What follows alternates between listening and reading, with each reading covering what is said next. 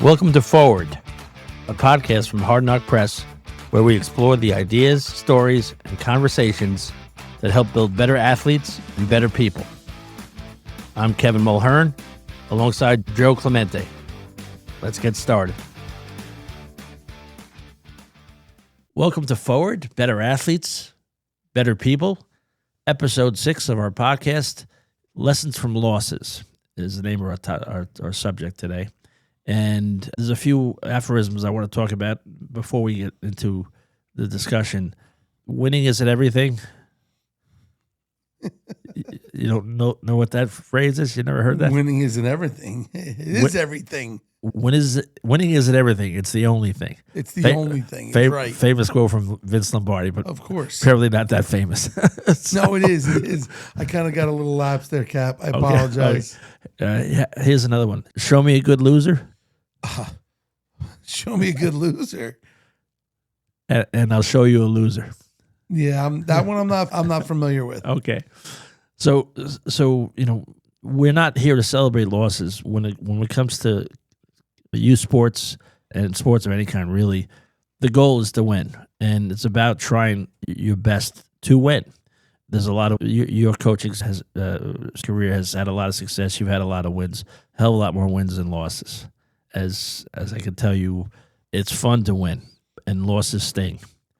But one of the things that we want to get into today is the fact that there are lessons to be learned from losses. So hopefully this will be a rare occasion, but there are lessons to be learned. And I want you to talk a little bit about that if you could. First of all, what's the difference in the car ride home with your kid after a tough loss as opposed to a win? Yeah, so the way you look at this, or I look at this as a coach, and again, being very fortunate, you talk about wins. Last year we got our 300th win at the high school level. That's a pretty good accomplishment, I would say. I couldn't even keep count of all the wins that I've had over the last 25 years. When you are taking a look at the game scenario and how the game finishes, okay, you're going to be able to realize, what do I need to talk to my athlete about? What do we need to go over if they want to talk about it? But you take a look at the loss, and look, as a coach, right, Cap? As a coach, I always take a look at the loss and be like, what could I have done better? Athletes are going to look at it and say, what could they have done better? So you're always going to, the only way to actually learn out on the field, whether a coach or a player, are going to be from losses. It's what you take from them that's going to make you better, right? No one's going to go out there. Well, coaches will. You will. I know you will. Coaches are not going to. You're not going to go to get a win and all of a sudden analyze it and be like, hey. Coaches that are like us, that are into it, especially at the high school level, we analyze everything. But it means we have to sit there for hours and hours. When you're a kid or an athlete and you win, you're like, hey, we won. We're good, right? We did our job. When you lose, that immediately registers in the brain. And I feel like athletes are always like, what did I do? This is what I did wrong to cause us to lose. And if you go through a game, right, and I tell my guys this all the time, if you go through a game, there's never just one play that costs you the game. And I'm talking about baseball right now, but that's in any sport. If you literally take the body of work, okay, and you say, hey, from the first pitch or the first minute or the whatever it might be, the first play, there were things that happened during the game that caused the team to not be victorious. Okay. So now you have a kid or athletes that come off the field, your kid in particular, you're getting in the car, right? Again, once they come to you, they want to talk about it, or there's things that you can when that time is, that right conversation, they're going to tell you, and they're going to be like, I could have done this better. I should have done this better. And then as a parent, I think that's when you turn around and you're just like, yeah, okay, great. Well, then that means, hey, we might want to spend a little bit more time working on this aspect of your game this week or this month instead of focusing on all your strengths. let's focus more on the weaknesses. Then does that make sense? Yeah, but there are different kind of losses, right? If you're losing a game, baseball game, say, and the pitcher on the other team is coming out there in high school throwing 95 plus with a wicked put away slider, and he's throwing everything for strikes. Sometimes you gotta just tip your cap and say, "Okay, guy was awesome, tough win. That was a tough game to win." And there are other losses you have when you have a team that is inferior to you, and you still lose. You don't play well. You kind of sabotage your own game. Those losses sit a little differently than a game when you know you're up against a team that is as good, if not better, than you. Yeah, as coaches, right? Like that's when you start to get annoyed. Not at the kids all the time, but at the situation. Like you just said, when you're playing a team that's supposed to be inferior to you, that's why we play the game, right? You got to play the game. If they come out and they're better prepared, then as a coach, that's where I get upset at myself. I'm like, hey, I didn't prepare my guys, or I allowed them not to be focused, or whatever it might be. So it always leans on us as coaches. As players, they know they take it to heart because they know that they should have beaten a team that they didn't beat. But you got to tip your cap to the other team because they came out and they were ready to play. That's just the way it is. That's why we play the game, right, Cap? Well, especially baseball. When baseball is a weird game because you can have a game where you have awful hitting luck. You hit a bunch of smashes and they're all fine gloves, and the other team comes up and scores a run with two bleeders and bloop. That happens a lot as well. Baseball's a funny game that way. You never know. But any sport, you got to play the game. They don't give the trophies to the team before they start the game. You got to win it. And the interesting thing, in my career as an athlete, I remember the losses more vividly, I think, than the wins. Most of my teams were really successful, but the losses are what really sticks in my craw and what sticks in my memory sometimes. The losses are something I remember. Now the question is, we talk about learning from losses. What do you learn exactly? What do you learn from a loss? I mean, how is that different from a win? What are you thinking about differently when you win a game as opposed to losing a game? Well, when you lose, it shows your weaknesses, right? That's what we talk about. So, or things that you need to, are we speaking about it as a coach or a player? Both? Well, let's say both. Yeah. Okay, let's start as a coach. As a coach, when you have a loss, you have to go through everything that occurred and figure out where the weak points are and what you need to work on and get your kids prepared to go out and not do that again. Now, listen, everyone's human. It's going to happen. Okay? As an athlete, right, you take a look at it and you say, okay, what could I have done better to help my team win? If that means, hey, I made a couple errors to my backhand side of my shortstop, it could be anything. But ultimately, no one is going to go undefeated in this world forever. If we talk about baseball, it's a game of failure.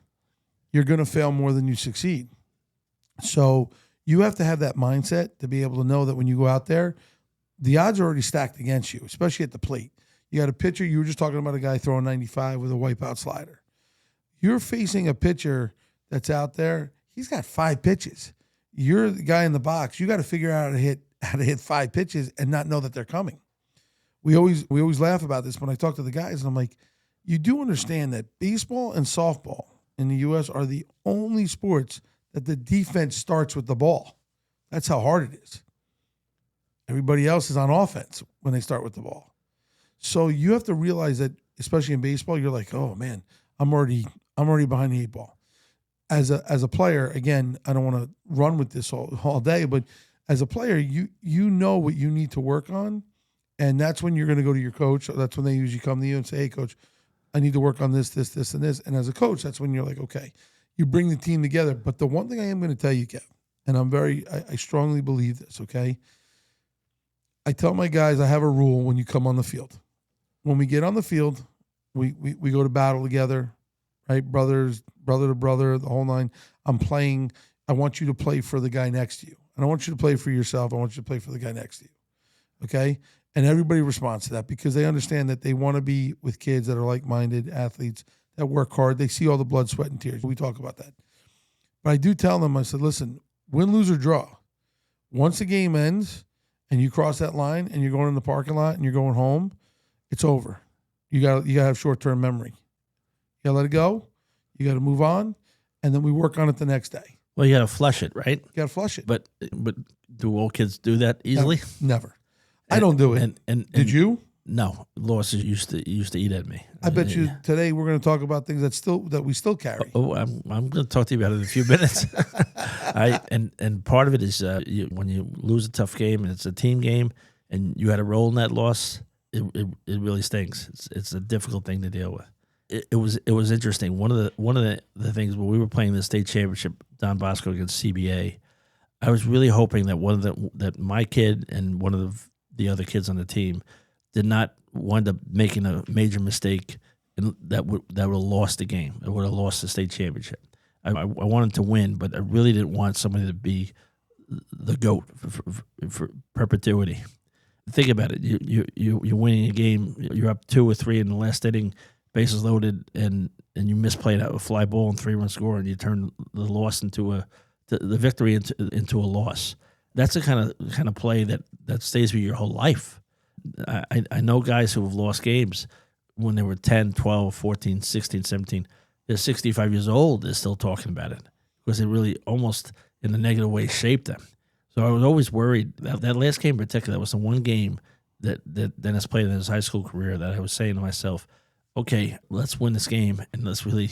I'm just praying to myself that there not be a major mistake that would have had a negative impact. And I hated that mindset because that's a loser's mentality. You want to be thinking, let's do what we need to do to win. You want to think always positive. What can I do to win the game? The mindset has to be positive, especially baseball. You go up there thinking, let's not make a mistake. Let's not strike out. You're going to strike out.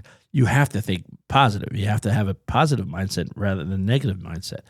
But as a father that day, I remember thinking, I really just hope my kid doesn't screw it up in a major way. That was the only time I felt that way. It's entire 4 years at Bosco, but that last game, that's what was in my mind. But I'm going to tell you what you just said. Athletes that are watching this, like players, they need to understand and not underestimate how much pressure that they're actually under watching the game, because we want our kids to succeed. And ultimately, we talk about baseball, you're in a game that you're going to fail more than you succeed. So I think there needs to be some recognition to the parents also. I know we talk about the book and all that stuff, but you being in the stands, I remember. I was there. You showed up 4 hours early. Okay, 2 hours. I know. I was being a little fun. But all of a sudden we got there and I turn around. I'm like, there's Captain. Yeah. But my point is that athletes need to know that too. They need to understand that parents are under that pressure and they're doing the best that they can not to put more pressure on the kids. But that's hard. Yep. So that's why people have to stay away. But you've done a great job, and most parents do. But I want the athletes to know that. I know we always talk about this program or we talk about the book, and we're always trying to help parents. We are, and that's what we want to do. But the athletes need to realize that there's a lot that goes into their mindset of wanting to stay positive for their kids while they're out on the field. But it's hard. But put it into a hypothetical perspective. Thank God it's a hypothetical. but say your kid makes the losing play that loses a major game, a state championship game, say. I think at that point, that moment in the car ride home or when he gets home from school or what have you is a very pivotal moment in a parent-child relationship. If your kid loses a state championship game because he drops a ball in center and you come back and you lambaste the kid, that'll scar your relationship the rest of your life, and at that point, a parent who suffers that and watches his kid mess up and lose in a big way, it's so important for that parent to realize that I have to be a parent here. I have to show love to my kid and not pile on because he's feeling awful already. He feels that he let himself down, his team down, his coaches down, everybody in the fans, his parents, everyone, to pile on and just rub it in and pour salt in that wound. I think that'll potentially devastate your relationship with your child the rest of his life. And I think a parent who's strong enough to see that his kid messed up and lost, and yet be strong enough to say, you know what, I love you, Johnny. It's okay. We'll get over it. We'll learn from this. You'll grow from it. It's just a game. Don't worry about it so much. Let's go get some ice cream. That has to happen, because if it doesn't, you're going to pay the price in the long run. Think about the kid. I don't mean to bring it up. Think about the kid in the College World Series. That was I think it was for Alabama, right? The left fielder. They were getting ready to win a national championship. The game was over. The kid makes the catch. It's done. And this kid, the coach talks about it. He carried that team for that entire season. He's a draft pick. He's unbelievable. You watch him online, and that kid, ball gets hit at him. He probably makes that play 99 out of 100 times.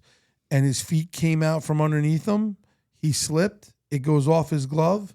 They tie it up and then end up winning it. The kid was devastated. After the game, his teammates ran out to left field because he couldn't move. So again, parents, you need to understand the emotions at that point when something, again, we're talking about the College World Series, but a league championship, a little league championship, anything that has, I would say, more importance than a regular game, we need to figure that out. We need to be like, okay, today, if I need to approach this differently, because the emotions are going to be much higher and my kids are going to be much more vulnerable. So we need to figure that out. And it's something that I think you need to consciously think about even before the game, because sometimes if you just react instinctively, your instinct might be to be highly critical. I was a highly critical parent when my son was 10, 11. If he would make a mistake, I would be all over him. And like I said, somehow without reading your book, I learned a little bit to moderate that behavior and to be more supportive and less critical. And when I read your book, and this is interesting, when I read Long Ride Home, even before Dennis's college season, I read the book. I was trying to inculcate some of the themes of the book into how I parented my son, even as an 19-year-old college kid. So it is kind of extraordinary how much we take for granted what our response is and what our response should be when we're dealing with a kid's athletic performances. It's a difficult thing to balance. It really is. But you have to have some conscious thought as to how you're going to act in both scenarios. Easy to act if your kid wins. Your kid wins, it's a game-winning home run. Happy day. Everybody's jumping up and down and excited. It's easy to do that.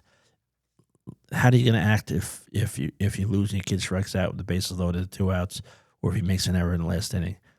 Those are things you have to actually think about, I think, to really get it right. Nobody thinks about the pitcher who gave up the home run. How about how that kid feels? Right. That's exactly what you're talking about. So but what about that guy? Yeah, it's a zero-sum game in sports. You're going to have a winner, you're going to have a loser. That's why we play the game. So I want to talk to you about one of my searing losses. We always talk about baseball, but I'm going to talk about football. Because football season coming up, Cap. Poly Prep in the 1980s was an extraordinary football powerhouse in Brooklyn. We were a private school, and we used to go play the public schools and generally do really well against them. My senior year, we were riding a 24-game unbeaten streak. We were unbeaten in 1979, 1980, and we had tied a couple of games, but we were, I think, 6-2 or 6-0-2, 2 ties as a senior. We were playing the second to last game against New Dorp High School in Staten Island, and they didn't have a great record. I think they were 5-4, 6-3, something like that. They were decent, but not outstanding. But they were a bunch of tough kids from Staten Island who were after it. And we were Poly Prep sitting there. We had beaten Lincoln High School, the number 1 team in the city, just a couple of weeks ago.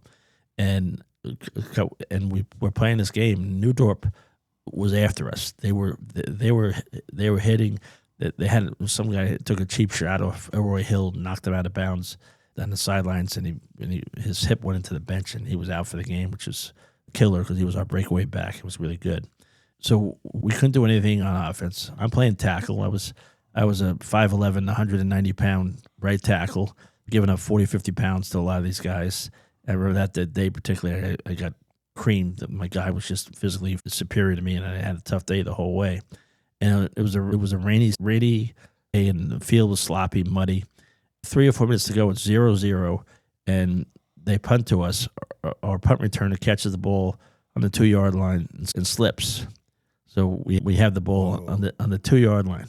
The next play, I remember there's a guy, our quarterback goes back to pass, and I play in tackle. The guy slips the seam between the guard and me under the tackle, and then pretty much unmolested for a sack safety. We lose 2-0. That was the final? It's 2-0. Oh.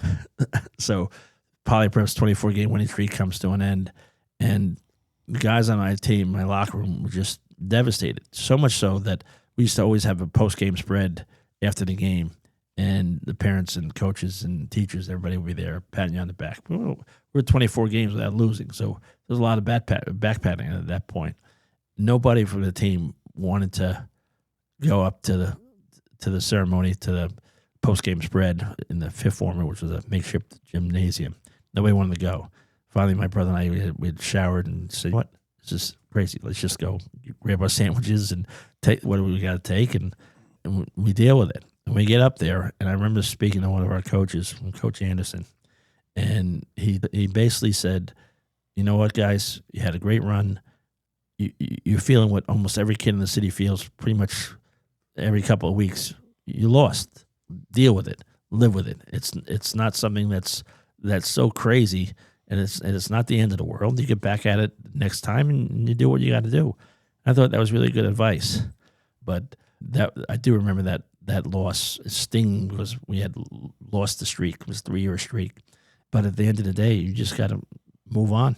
And I remember that coach talking to us about that, and it was something that needed to hear. The world didn't end.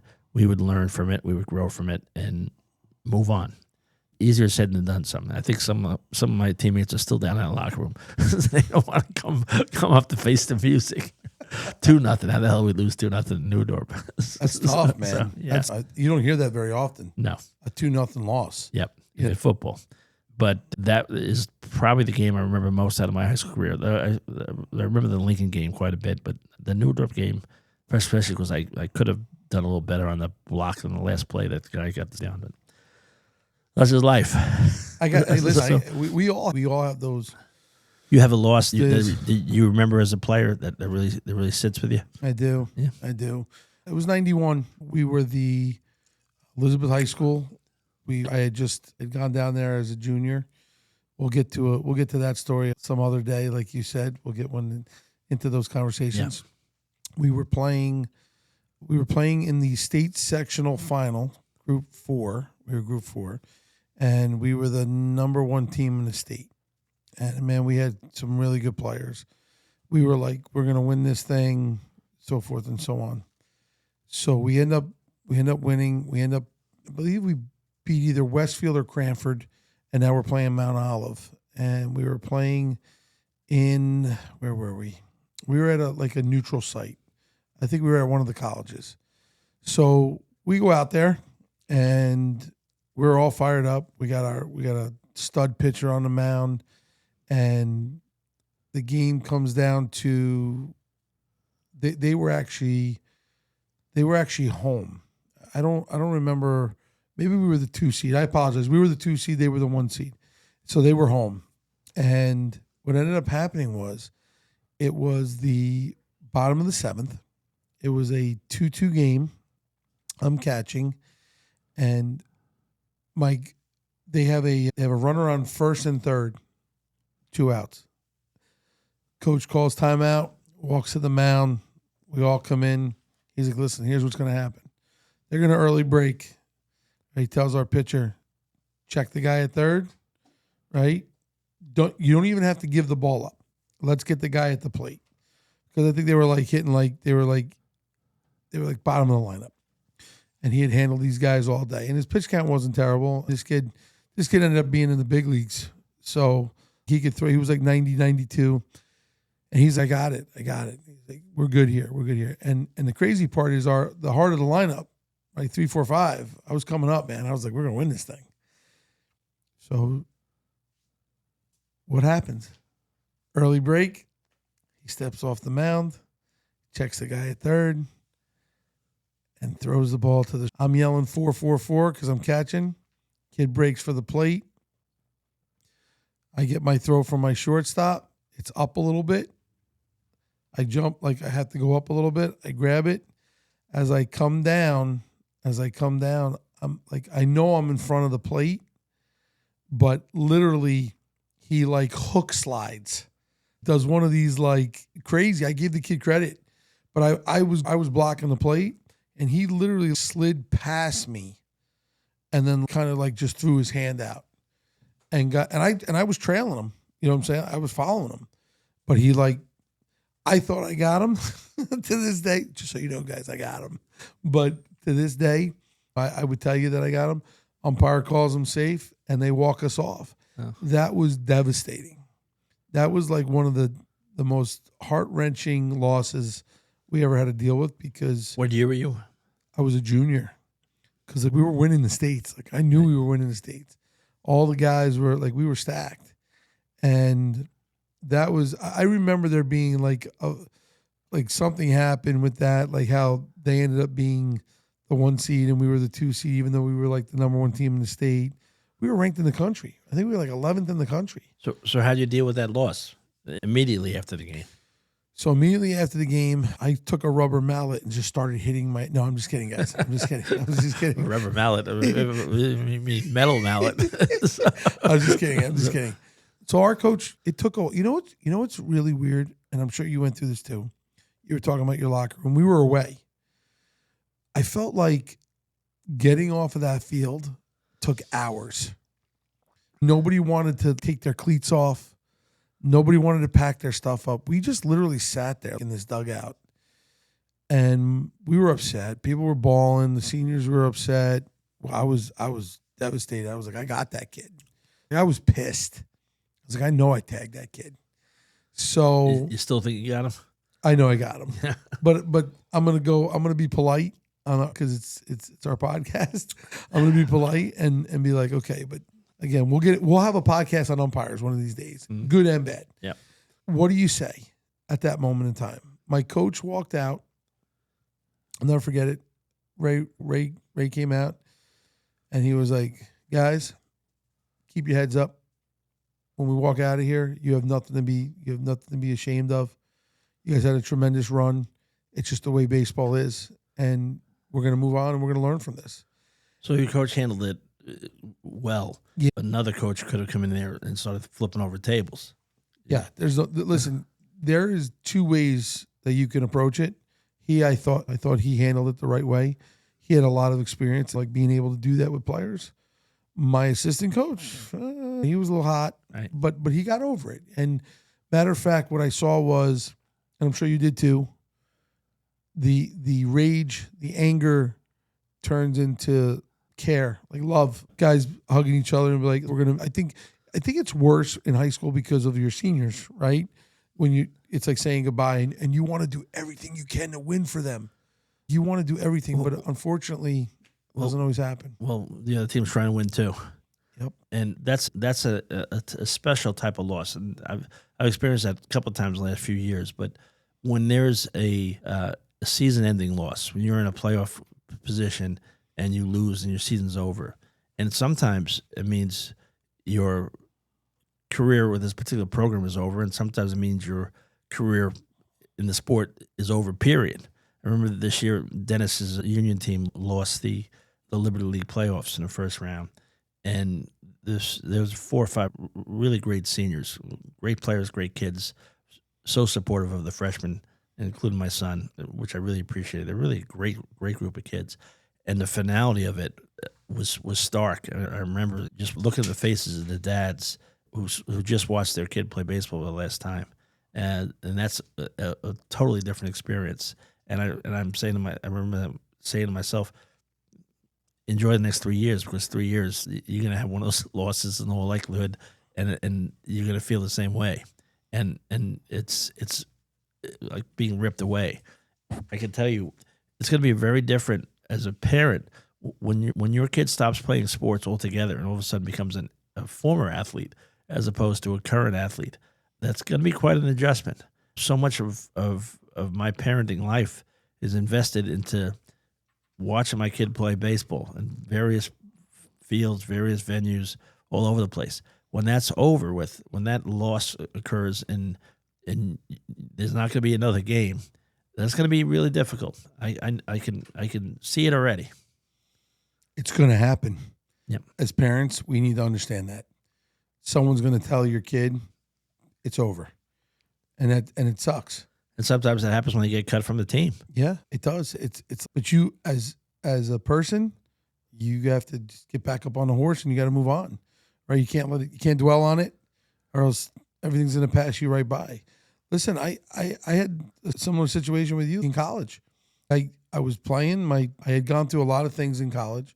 I started off at Mississippi State, ended up in Maryland. Okay, I was in a really bad car wreck. I was paralyzed for a month and 10 days. I had to reteach myself how to hit and do all that stuff. My last at bat against North Carolina in the ACC tournament, I came to the plate, had a chance to win it, and I thought I hammered one, and I got underneath it, and I popped it up, and that was my last at bat in college. I'll never forget it. I'll be the first one to tell you. We shook hands, everybody. We went into the clubhouse. We were all miserable, and I was bawling like a little baby. I didn't know if my career was done. I didn't know what was happening.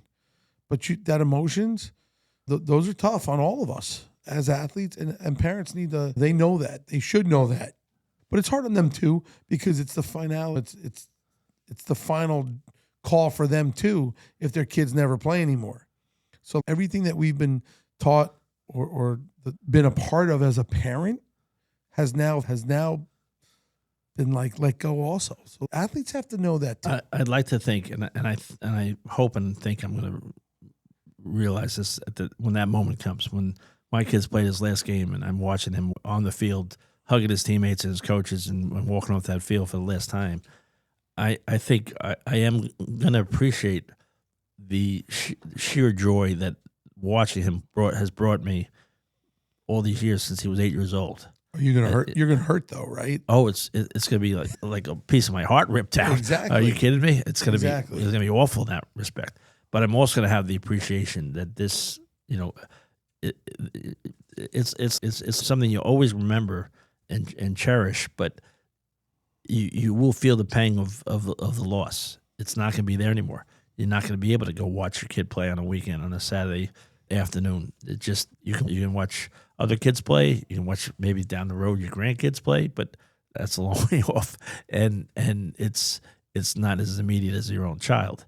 Just how it is, and I like to think that we should let our kids know all the time how much joy we're having watching him or her play. I don't think enough parents do that, and we don't do it enough.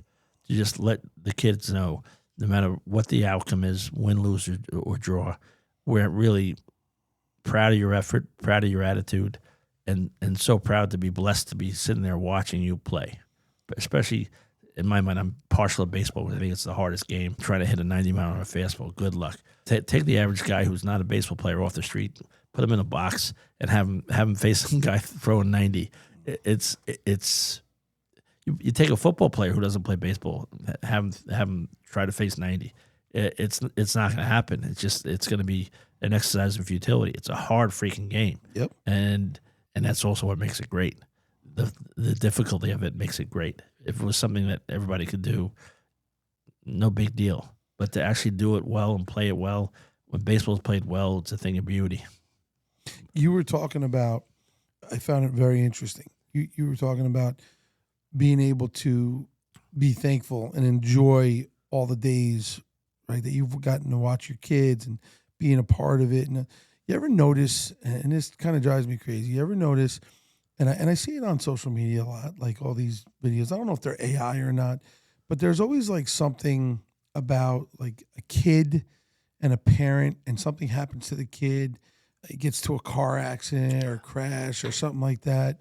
And I know I'm talking about this and it's a kind of morbid, but and then you watch the parents and they're like, "Oh my God, I wish I would have said this. I wish I would have told them more." So why don't you?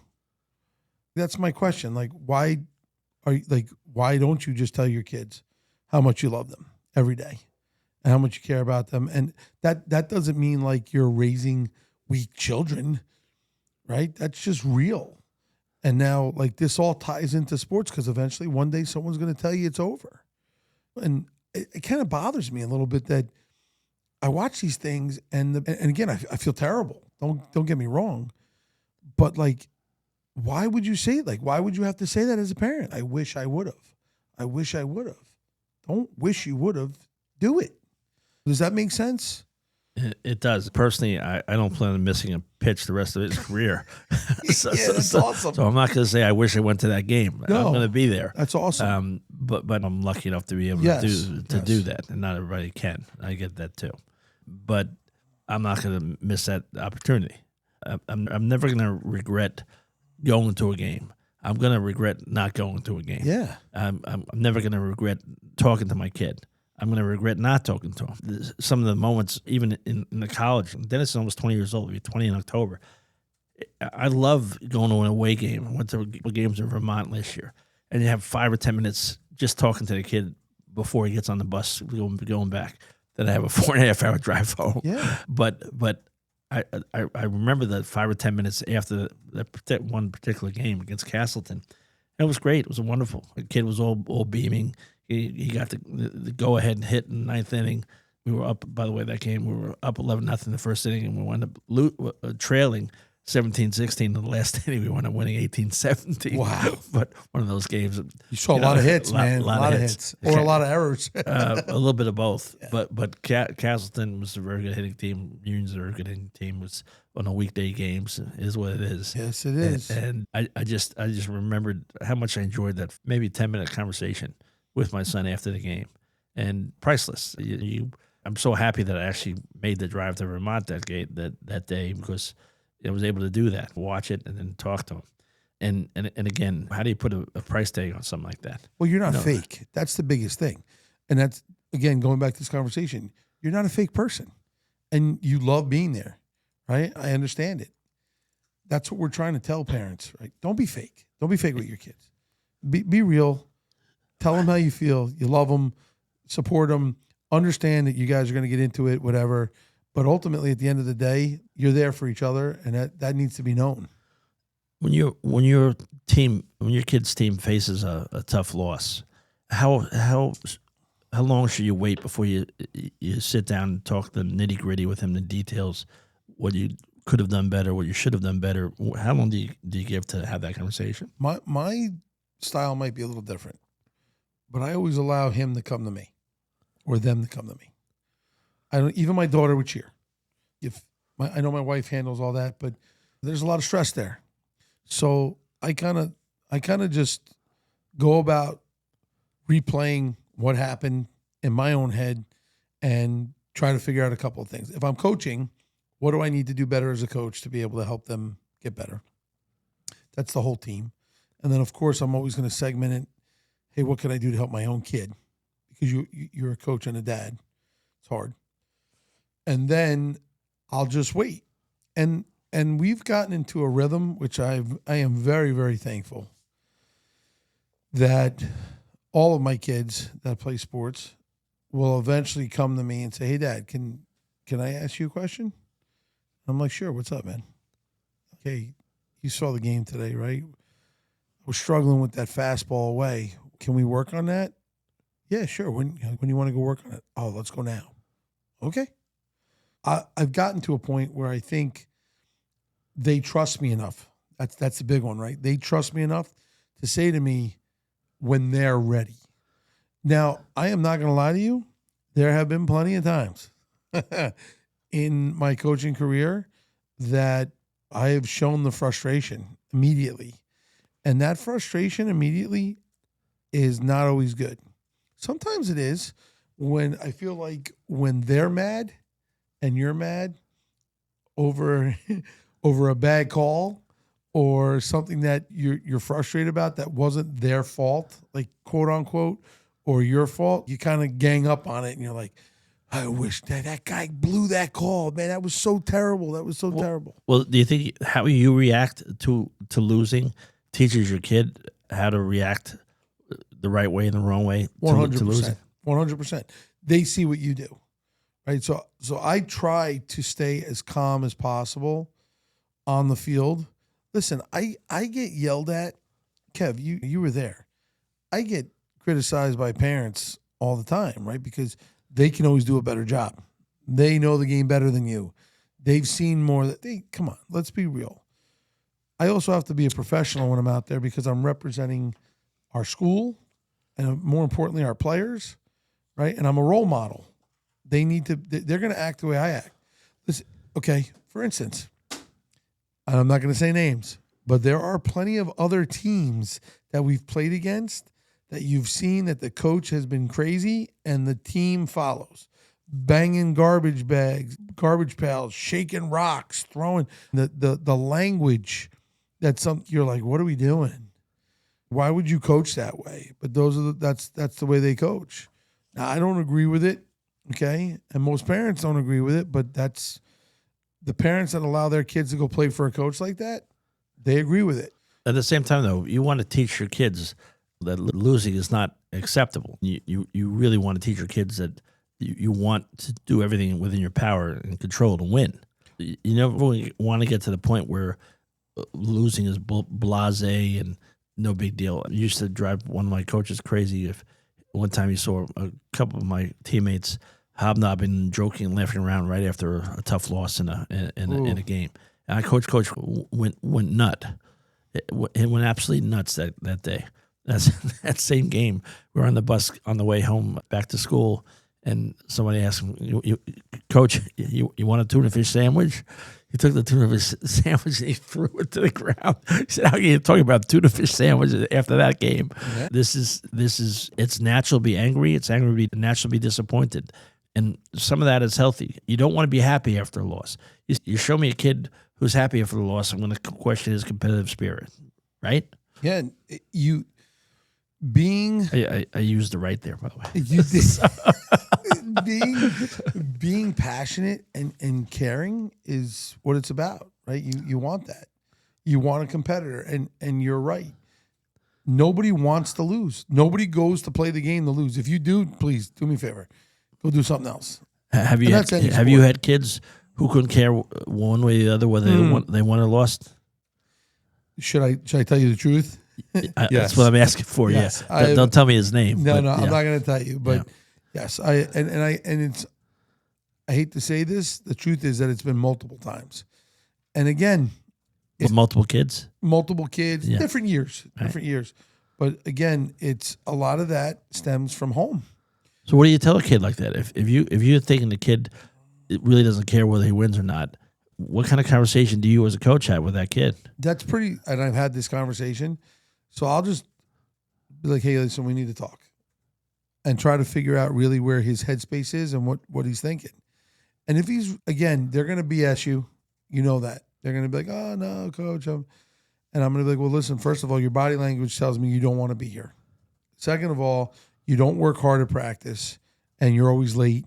You know, don't do me a favor. Like, why are you wasting our time? You're wasting your own time. What are you passionate about? You passionate about cooking? Then go cook. But you gotta be real with them and say, listen, I'm not here to babysit you. When a team loses a game and your kid's playing that team, do you find sometimes parents are more disappointed with the loss than the kids themselves? Oh, absolutely. I've seen it throughout the years. It's very, very simple. I've seen parents be like distraught. And that sucks because the kids, now you got to know when they get in the car, oh my God, they're going to be berated. So how do you handle, how do you, does a parent handle? If you're disappointed, you're disappointed. You can't hide that. It is a fact. But how do you express that to you in a healthy way? I'm going to tell you, that's probably one of the hardest things as a parent that you have to do. You have to be able to hide that and put it behind you. You have to be able to recover faster than the kid does from the time that he gets his bag and stuff like that and gets to the car. Now, when you get to the car... Those 10 minutes that the coaches are talking to the kids after the game, they're valuable for parents. Get your mind right. Because your kid's going to be coming off that field in 10 minutes. But you have 10 minutes. It's not immediate. So it's not like just instinctively you're gonna react. You have that 10 minutes to calibrate your own mind. All right, that was a tough loss. I'm really upset that we lost that game. I'm upset how Jimmy played. It was awful. How am I going to react to Jimmy when he comes off the field? that 10 minutes is actually important. 10 minutes. Yeah, I think you just named it, right? It's get your mind right time. Yeah. That's perfect. But that's it. You listen, we're adults. You have to be able to, you got to be able to control your emotions. I want to tell you a story, and I'm going to get your feedback if I could. Okay, 100%. And this is probably the toughest loss I ever had as a coach. I was coaching the Pro 12U Little League team, All-Star team. Had a really great team that year. We had 3 top-notch pitchers. We had Ethan Lee, Ben Responti, and Dennis. All really top-notch. 3 of the probably 7 or 8 best pitchers in the whole county. And we had a good team. We were playing in the same league as Haverstraw, though, and Haverstraw had Nicky Becker and a couple other kids who were really good. Jeffrey Diaz was tremendous as a 12-year-old player. But we lose to Haverstraw 2-0 in a tough game. Then we're playing Stony Point. Mike Rooney Jr. is on that team. And we were better than Stony Point. We should have beat them. Dennis pitches the whole game into the 6th inning. We're up 6-2. He's at his pitch count limit. The number 3 batter hits a fly ball to center field, which gets over the fence, so it's 6-3. He's at 85 pitches, has to come out of the game. So, fine, we're up 6-3, 2 outs, nobody on, no problem. Well, it goes poorly. We have a pitcher comes in. He's a great kid, one of the most spirited kids I ever coached, and I loved him, and I hated to see what happened. But he comes in and has trouble throwing strikes. The umpire squeezes the zone, becomes a postage stamp. He's throwing pitches on the corner, which are Little League strikes. He's not getting anything. So he walks a few, gives up a couple of hits. We wind up losing the game. They come back and tie it on a 2-out base hit, and then they beat us in extra innings by a couple of innings. The other team, Haverstraw, was watching that game between Stony Point and Pearl River, and they were mimicking our guys' rally chant, which I don't know the meaning of this, but it was Reese's Puffs, eat 'em up, eat 'em up, eat 'em up. That was what the Pearl River kids would say every game. And they were mocking that in the stands. And the Haverstraw kids were being really loudly supportive of Stony Point and really derogatory and critical in a nasty way towards the Pearl River kids. And I'm watching this, I'm coaching and watching this unfold. Game is over. We lose in devastating fashion after just 1 out to go, up 4. And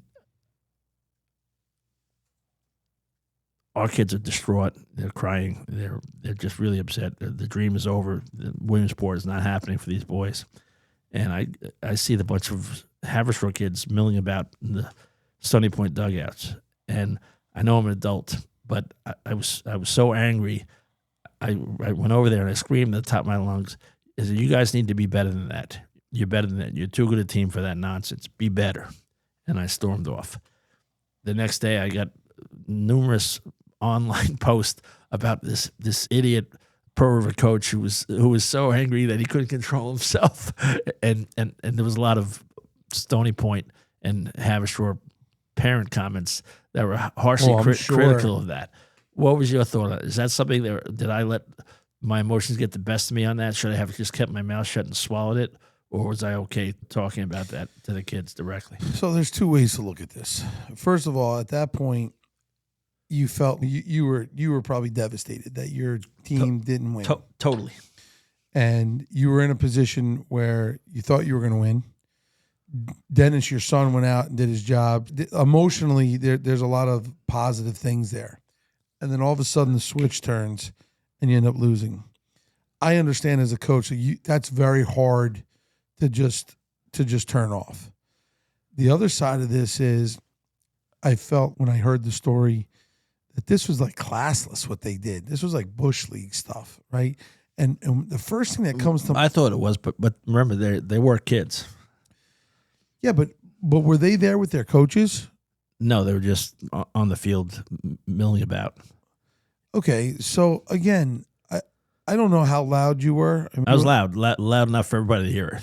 Okay, so maybe. But the one thing I will say in my defense was that as much as I was compelled to do this, I did not use profanity. Yeah, so you didn't curse at him. No. You were just, again, maybe the tone might have been too much, but again, you were emotional. And look, I'm going to tell you something. You're going to laugh because you know me long enough now, right? The word I use is decisive. when you decide that you're going to do something, be decisive and do it right. Do it the way you need to do it. At that moment in time, you probably felt like those kids played a part in that loss, whether they did or they didn't, because emotionally they were mentally getting into your kids' heads. They were doing that probably on purpose because they didn't want you guys to win, because they knew that you were a better team and that you could beat them. Well, we had Ethan Lee waiting in the wings to pitch, and he was a tough guy to face. Yeah, so you knew that. They knew that. So they were actually jumping on the bandwagon. Again, to me, as a coach, I would have said something like to them after this whole thing, like that we should have never done that. You should have never done that. Now, as an adult, the reason why I think all of this went down the way it went down is because parents don't ever want to hear their kids being criticized, and they can't listen to it. But they probably weren't there, or they were there and they didn't hear the kids because they were probably in the back with their parents and doing this and talking. So look, I'm not going to condone it, but I totally understand because I've done it too. Have you had moments like that? I've had plenty of conversations as an adult coach, right? As a high school coach. Again, I don't think I've ever gotten to the point where I was screaming at a team. Like we were playing St. Joe's a few years ago, and again, I love Jody. Like, he's awesome. Like, we have a really good rapport. But these guys, like, they're crazy. Like, they're so loud and obnoxious, like screaming at the kids, and like kids were like putting girlfriends, like writing like girlfriends' names on their wristbands of kids that like on our team, and some of the things that were just coming out of their mouths. So the first thing I said is to the coach, I was like, dude, you're going to control these guys or what? Because this is like push. And he was like, oh, coach. And again, we've known each other for a while, and he's a good coach. The problem is that unfortunately for him, when you turn around, there's a line of parents and all the kids are there. And if you say something negative to these kids, so I said something. I was like, guys, it's funny. I was like, I watch you guys and you're really talented. But if I'm a college coach, I wouldn't sign any of you. Not one of you. And you know what's crazy? There's probably college coaches walking around here that you don't ever see because you don't even know they're here. But unfortunately, what's going to end up happening is in a year from now, you're all going to be wondering why you didn't get asked to play or why you didn't get a scholarship. And it's going to come down to this moment right now that you're out here acting the way you do. Because I'm going to tell you right now, I used to be a college coach. There is no way that I would take any of you that want to be out and put them on my team. So when was this conversation? That was during, like, I was literally walking to third base. So how long ago? Oh my God, it was 5 years ago? Okay. Don't you think that sometimes a loss is a foundation for major victory? I remember I hate to constantly go back to Don Bosco, but it's what's in my head. We lost a devastating game to Del Barton. It was Dennis's junior season. Oh, that was rough. We were winning 7-3, and Del Barton just kept coming. Miles Handy hits a triple in the right center field gap, and we lose 9-7. And the boys were devastated. That was the end of the season. That was it. The jerseys get ripped off. But I think the entire 2025 season, the boys learned from that loss, and I think everyone committed to themselves, we're going to do everything in our power to not let that happen again, to not feel that way again on our field. And I think the following year, 2025, we're down 6-1 to Del Barton in the bottom of the fifth inning with the bottom of the order coming up, and we beat them. We came back. I don't think we beat them if we don't lose the year before. I think that loss that built a quality of character in those kids that they realized that they had it within themselves to do what they needed to do, and they kept pushing and pushing. They had 1 through 9 operating. That last inning in the bottom of the fifth, down 6-1, 7, 8, 9 all get on base, and then Chase Bailey gets a big hit, and then Nicky Becker hits one into the trees in left field. All of a sudden, 6-1 deficit becomes 6-6, and at that point, you knew we were going to win that game. Yeah, you weren't stopping the train then. No, There's no way. But I think the loss of that previous year really helped that team. I think they learned from that. They grew from it. Nick Gilpin, who was the pitcher who gave up the the big hit to Miles Handy as a junior. He came in as a senior, and they weren't smelling him. He had a mindset and that look in his eyes on the mound. You can see that he was going to attack and do what he needed to do to get to the victory point, and that's what happened. And I think the same thing holds true for Del Barton. If you look, the 2025 team lost to us in a devastating fashion. They're up 6-1 in the fifth inning. They probably think they win that game 99 out of 100 times. They're up 5 runs with only 3 innings to go. Del Barton comes back this year. What do? They win a state championship. I think those kids learned from the loss to us, and that helped propel them their season. So it's interesting how we always think losses are awful things to happen, but sometimes it's a platform which you grow and learn. I think all of our kids, the Don Bosco kids in 2025, they learned how to deal with that kind of pressure. And one thing I remember Dennis telling me after the CBA game, said, "Dad, I got to tell you, I've never felt that kind of pressure my whole life, and I don't think I'll ever feel like that again." And I think it's probably true for finals of a state championship game, non-public A. There's more pressure in that game than any game you'll ever play in college. And in fact, he told me that after he busted into the starting lineup midway through the season as a freshman. And I said, "Dennis, you came up huge. Way to go." He said, "Yeah." He looks at me and he gave me a smile. I said, "Yeah, Dad, I've played in big games before." And I love that answer because it was just, he has learned through adversity that it's not the end of the world, whatever you do, but you want to try your best and do your best. But when the pressure's on and you have to perform, you do have it within you to rise up and achieve great things. And I love that about the Bosco program. That I think Mike Rooney, Mike Dwyer, Jim Wadika, and Brian Jalali, I think they all teach these kids that lesson. And it's such a rare lesson that a lot of coaches can't convey. And they, as a program, really convey that, in my mind, brilliantly. So one of the things that I always tell the guys from a loss, I said, just remember how it feels. So just remember how you feel after a loss. And they're always like, "Coach, man, it sucks." I'm like, "Yeah, just remember it. And just keep storing it away, right? And the more that you remember this, the less you're going to want to feel like that." And they're like, "That makes sense, Coach." I said, "You like winning, right?" They said, "We love it." I said, "Well, you got to lose sometimes to figure out what it feels like so that you get the burn to make sure that you don't lose." That's just what it comes down to. So if you love winning, then you'll understand what we're talking about. And they get it.